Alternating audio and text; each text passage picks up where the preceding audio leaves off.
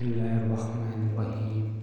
जुम्मे की अज़ान हो रही है और मनादी करने वाला अली ऐलान कर रहा है कि आ जाओ सब हकीकी कामयाबी की तरफ। मगर किसी की कोई फ़र्क ही नहीं पड़ रहा कि मनादी करने वाला कितने बड़े अनाम की तरफ सबको दावत दे रहा है, और ये दावत भी दावत आम है।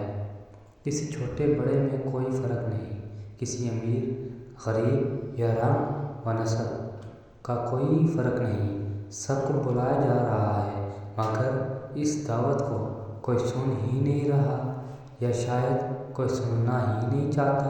एक तरफ दुनियावी कामकाज और दुनियावी ज़रूरतें हैं, और सिर्फ़ एक आर्जी और फ़ानी वक्त के लिए हैं जिनका इंतज़ाम बाद में भी हो सकता है। कोई ऐसी चीज़ नहीं है जो बाद में ना हो पाए, सिवाय वो अमर जिनकी शरीयत ने छूट दी है।